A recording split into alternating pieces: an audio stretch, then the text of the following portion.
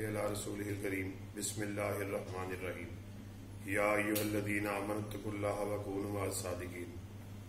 हज़रात गिरामी क़दर, जिस तरह आप सबके इल्म में ये बात मौजूद है कि सुबह 1 अप्रैल का दिन है और इंतहाई बदकिस्मती की बात है कि कल का दिन आलमी झूठ के नाम पर मनाया जाएगा और कफ़ार के साथ मुसलमान भी बढ़ चढ़कर इस काम में हिस्सा लेंगे।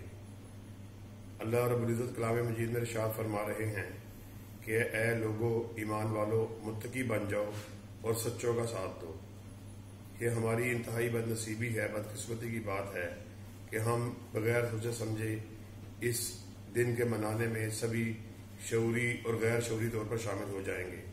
आकाए कायनात हज़रत मोहम्मद रसूलुल्लाह सल्लल्लाहु अलैहि वसल्लम ने इरशाद फरमाया, उस शख्स के लिए हलाकत है जो महल लोगों को हंसाने के लिए झूठ बोलता है।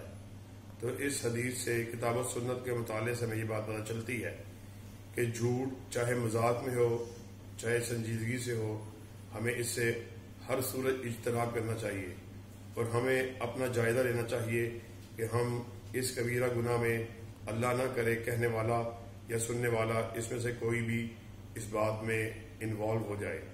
अल्लाह रब्बुल इज़्ज़त से दुआ है कि हम सब लोगों को अपने सच्चे बंदे और नेक और मुत्तकी बंदों में शामिल फरमाए। व आखिर दावाना अनिल हम्दुलिल्लाहि रब्बिल आलमीन।